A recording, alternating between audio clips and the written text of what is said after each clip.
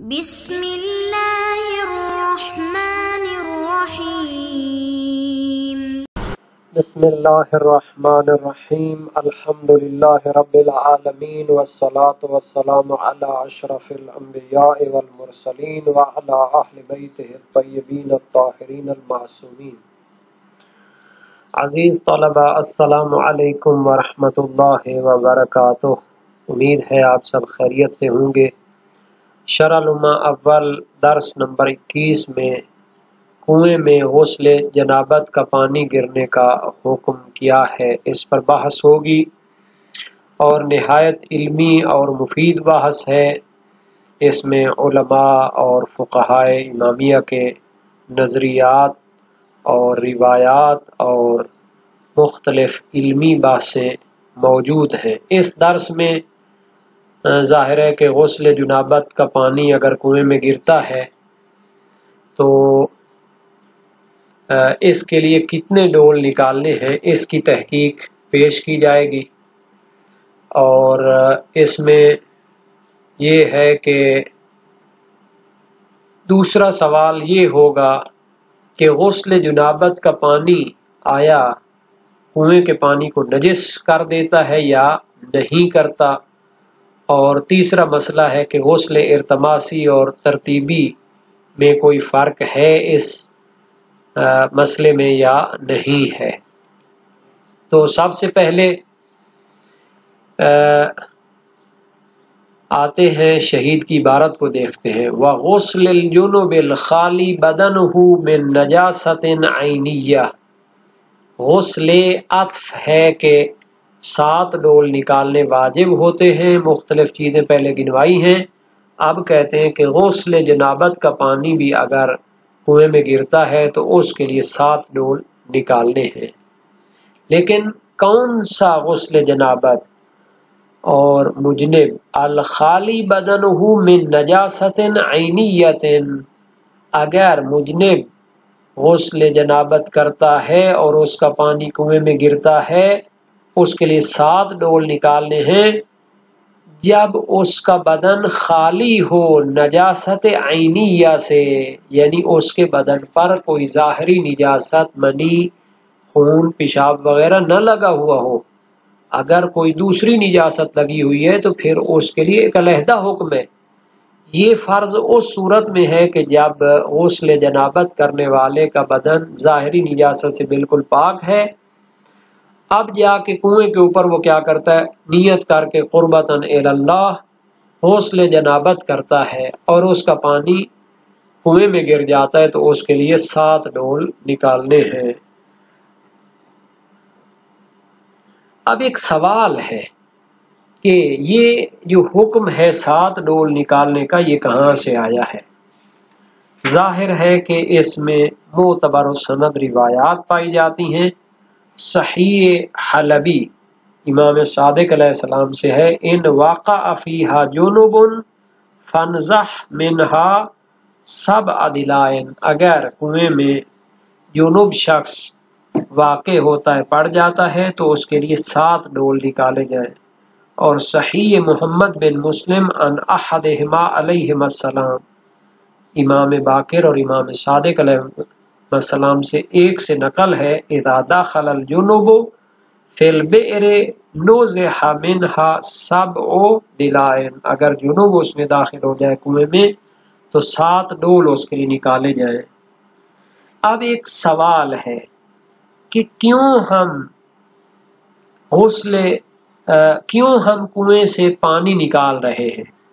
آیا چونکہ روایات میں واقع فیہا جنوب، داخل الجنوب فی البئر کا لفظ ہے، آیا جنوب شخص کا کنویں میں واقع ہونا اور داخل ہونا اس وجہ سے ہم نکال رہے ہیں 7 ڈول، یا اس سے غسل ترتیبی کرنا اس وجہ سے ہم نکال رہے ہیں، یا اس کے غسل ارتماسی کی وجہ سے نکال رہے ہیں؟ یہ 7 ڈول موجب کیا ہے ان 7 ڈولوں کو نکالنے کا؟ صاحب مدارک کہتے ہیں کہ میرے خیال میں مجنب شخص کا کنویں کے اندر داخل ہونا اور واقع ہونا، اس کی وجہ سے ہم 7 ڈول निकालते हैं, चूंकि लफ्ज आए हुए वाक़ा दाखला।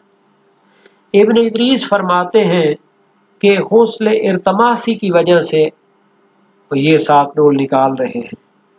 हालांकि मशहूर उलमा जो हैं वो कहते हैं कि ज़ाहिर है कि गुस्ल जनाबत की वजह से हम ये निकालते हैं 7 डोल।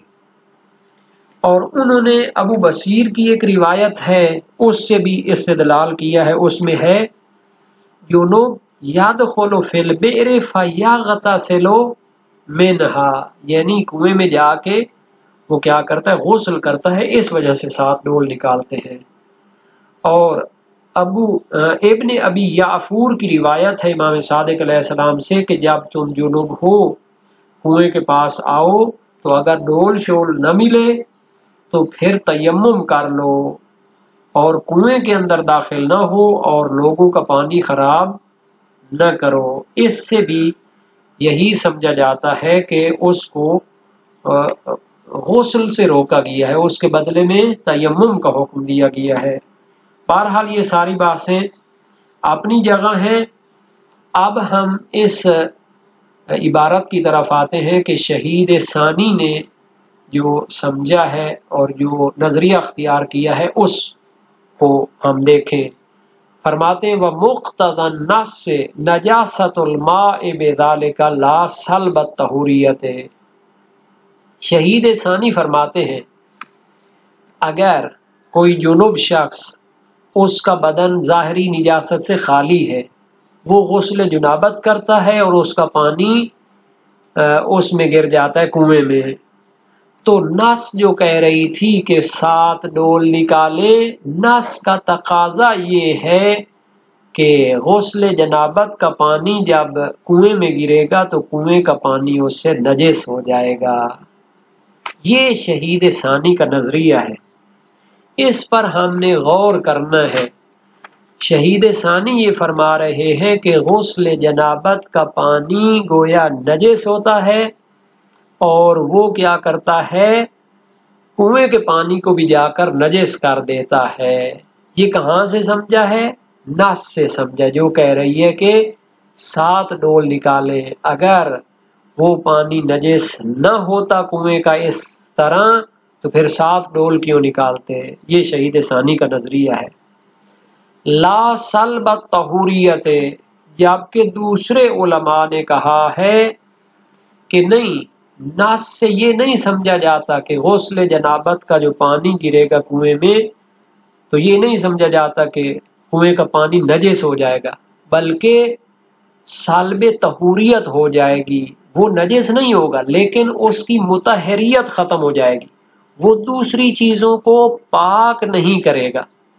बहुत सारे चीजें होती हैं जो पाक होती हैं लेकिन दूसरी चीजों को भी पाक नहीं करती, जैसा कि आब मुजाफ है, ये जो शरबत वगैरह होते हैं ये पाक तो होते हैं लेकिन इससे वुजू गुस्ल तो नहीं कर सकते, या बर्तन तो इससे नहीं धो सकते। तो इस तरह का कंसेप्ट देते हैं। ये नजरिया किसका है? मुहक्किक हिल्ली का है, उनकी किताब मोतबर है और अल्लामा हिल्ली का है, उन्होंने मुख्तलिफ शिया में ये अख्तियार किया है।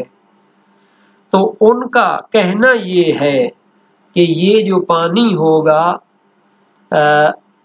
गुस्ल जनाबत का, ये जब कुएं में गिरेगा तो इससे कुएं के पानी की मुतहरियत खत्म हो जाएगी। फिर उसके साथ जब तक उससे 7 डोल न निकालेंगे तो उसके साथ वुजू गुस्ल नहीं कर सकते और वो जनाब अली दूसरी चीजों को पाक नहीं करेगा।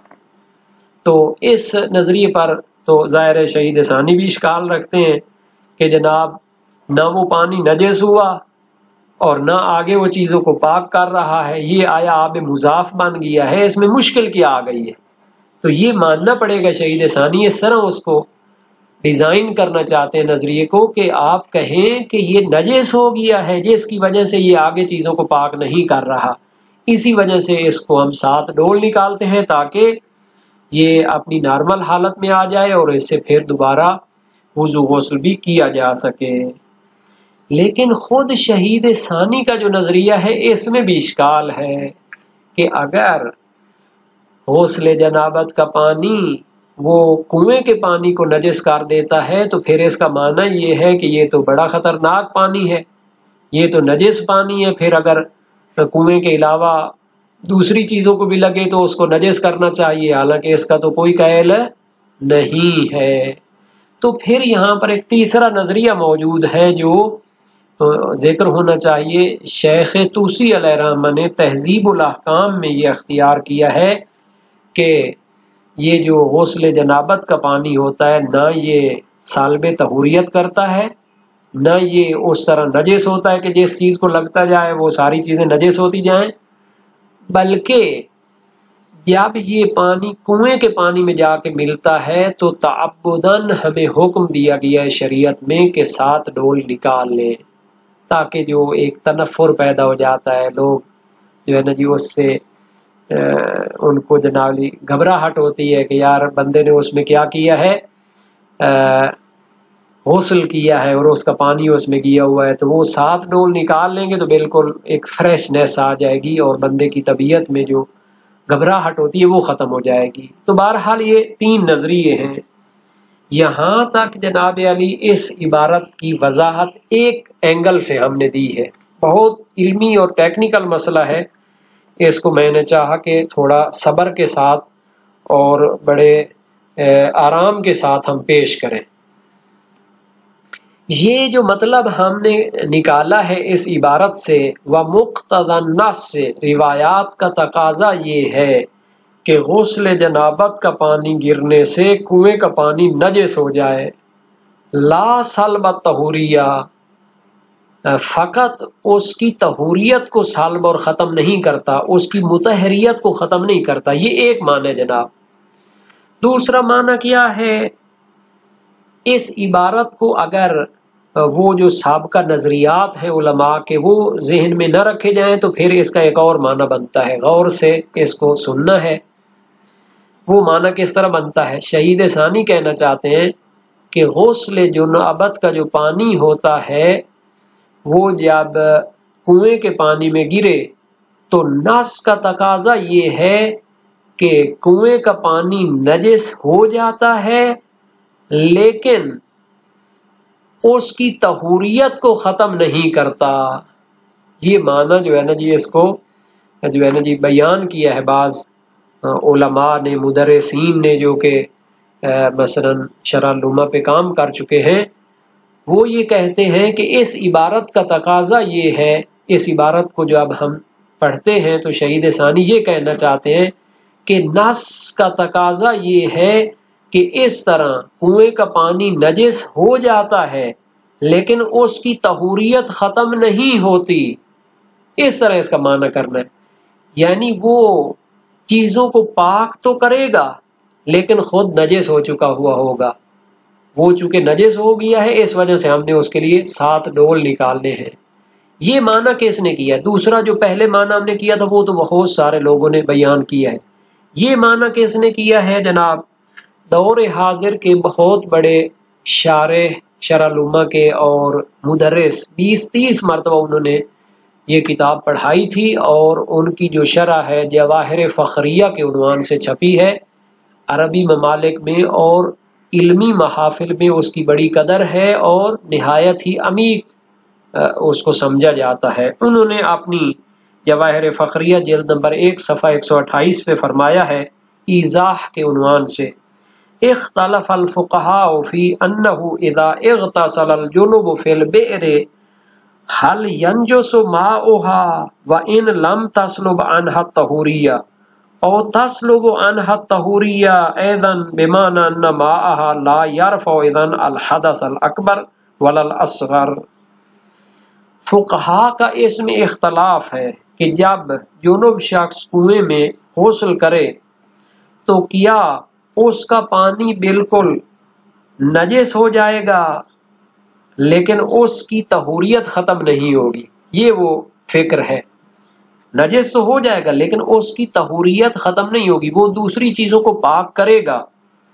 او تسلب عنها الطہوریہ، یا اس سے طہوریت بھی ختم کر دے گا، بمعنى ان ماءها لا يرفع اذن الحدث الاکبر ولا الاصغر۔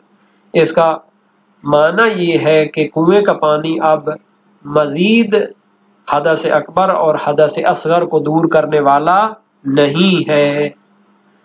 تو یہ جو معنی ہے یہ ایک بہت بڑے مدرس اور شارح شرح نما نے بیان کیا ہے، اور ہمارے برِ صغیر میں جو 1980 کے قریب ایک شرح نما چھپی تھی اردو زبان میں، اس کے صفحہ نمبر 14 پہ آیا ہوا ہے۔ اس کا نام ہے شرح نما جلد اول، اسیر جاڑوی صاحب نے صفحہ 14 کے شروع میں فرماتے ہیں، اس سلسلہ میں نص کا مقتضا یہ ہے کہ اس سے پانی نجس تو ہو جاتا ہے لیکن پانی سے اس کی طہوریت سلب نہیں ہوتی۔ تو بہرحال یہی معنی لبنان کے ایک بہت بڑے شارح ہیں، اس نے جواہر الفقہیہ شرح روضت میں بیان کیا ہے، صفحہ جلد 1 صفحہ 136 پہ، اور یہ جو ہے نا جی سید عبداللہ فاضل اللہ حسینی ہے اور دارالازواء لبنان سے یہ چھپی ہے کتاب۔ تو بہرحال اس عبارت کی جو ٹیکنیکل اور فنی شرح ہے یا اس کا معنی ہے، اس میں اختلاف نظر موجود ہے، یہ علمی باتیں ہیں، تو اس میں یہ سارے جنبے ان پر کام ہونا چاہیے، سارے زاویوں پر کام ہونا چاہیے۔ اب ہم آتے ہیں اس عبارت کے آئندہ کی طرف، وَعَلَى هَذَا فَإِنِ اغْتَسَلَ مُرْتَسِمًا طَهُرَ بَدَنُهُ مِنَ الْحَدَثِ وَنَجَسَ بِالْخُبُثِ۔ اس بنیاد پر کہ شہید ثانی کا نظریہ کیا تھا کہ غسل جنابت کا پانی کنویں کے پانی کو نجس کر دیتا ہے، علی ھذا یعنی جب ہم کنویں کے پانی کو نجس سمجھیں، فَإِنِ اغْتَسَلَ مُرْتَسِمًا اگر اس میں بندہ غسل ارتماسی کرے، طَہُرَ بَدَنُهُ مِنَ الْحَدَثِ تو اس کا غسل ٹھیک ہو جائے گا، اس کا بدن حدث باطنی نجاست سے پاک ہو جائے گا، وَنَجَسَ بِالْخُبُثِ لیکن ظاہری نجاست اس کو لگ جائے گی چونکہ کنویں کا پانی نجس ہے۔ وَإِنِ اغْتَسَلَ مُرَتَّبًا فَفِي نَجَاسَةِ الْمَاءِ بَعْدَ غَسْلِ الْجُزْءِ الْأَوَّلِ مَعَ اتصالِهِ بِهِ أَوْ وُصُولِ الْمَاءِ إِلَيْهِ أَوْ تَوَقُّفِهِ عَلَى إِكْمَالِ الْغُسْلِ وَجْهَانِ اگر وہ کنویں میں غسل ترتیبی کرتا ہے تو آیا یہ جو کنویں کا پانی ہے وہ پہلے جز کو دھونے سے وہ نجس ہو جائے گا، اور توقف ہی علی اکمال الغسل یا غسل ترتیبی جب مکمل ہوگا تو پھر کنویں کا پانی نجس ہو جائے گا، اور پھر اس کے بعد اس کا بدن جو ہے نا جی وہ کیا ہے وہ نجس ہوگا۔ اب اس میں کیوں یہ بحث کر رہے ہیں، کہہ رہے ہیں کہ بعد غسل الجزء الاول آیا پہلے جز کو دھونے کے بعد پانی کنویں کا نجس ہو جائے گا، مع اتصالہ بہ جب یہ جو بدن ہے انسان کا وہ اس کے ساتھ ملا ہوا پانی کے ساتھ، یا سر کا جو پانی ہے وہ اس میں گر جائے، اور وصول الماء الیہ یا جو پانی ہے جو غسل پہلے جو اس کو دھونے کا پانی ہے وہ اس میں گر جائے، تو آیا پہلے جو اس کو دھونے سے ہی یہ نجس ہو جائے گا کنویں کا پانی، یا جب اس کا غسل ترتیبی مکمل ہوگا تو یہ نجس ہوگا؟ اس میں دو وجہ ہیں۔ پہلی وجہ کیا ہے کہ چونکہ پہلے جو اس کو بھی دھونا وہ غسل جنابت کا حصہ شمار ہوتا ہے، تو اب صادق آتا ہے کہ غسل جنابت کا اس میں پانی گر گیا ہے، بس وہ نجس ہو جائے۔ اور دوسری وجہ یہ ہے کہ جناب غسل تو ابھی مکمل ہی نہیں ہوا، ایک جو اس کو دھونا تو غسل نہیں کہتے، جب اس کا غسل مکمل ہوگا تو پھر وہ پانی نجس ہو جائے گا اور اس کے بعد اس کا بدن بھی نجس ہو جائے گا۔ بہرحال وَلَا يُلْحَقُ بِالْجُنُبِ غَيْرُهُ مِمَّنْ يَجِبُ عَلَيْهِ الْغُسْلُ عَمَلًا بِالْأَصْلِ مَعَ احتمالِهِ۔ یہ بھی ایک علمی مسئلہ ہے کہ جنوب کا تو یہ بحث ہو گئی، لیکن دوسرے جو واجب غسل ہوتے ہیں ان کو جنوب والے حکم کے ساتھ ملحق نہیں کریں گے، عملاً بالاصل چونکہ جناب اصل استصحاب جاری کریں گے۔ دوسرے غسلوں کا پانی گرنے سے پہلے ہمیں جناب یقین تھا کہ وہ پانی پاک ہے، اب جناب ہم شک کرتے ہیں جب ان کا پانی گرتا ہے تو ہم اسی کا استصحاب کریں، اب بھی پاک مع احتمال ہی اگرچہ احتمال ہے کہ وہ بھی نجس ہو جائے، جب دوسرے غسلوں کا پانی اس میں جائے تو وہ بھی اس کو نجس کر دے، یہ احتمال ہے احتمال کیا ہے جیسے غسل جنابت ایک حدث اکبر کو دور کرتا تھا اور اس کی وجہ سے پانی نجس ہو جاتا تھا، دوسرے غسل بھی غسل حیض وغیرہ جو ہوتے ہیں وہ بھی کیا ہوتے ہیں حدث اکبر کو ختم کرتے ہیں، اس کی وجہ سے بھی کیا ہونا چاہیے، پانی نجس ہو جانا چاہیے۔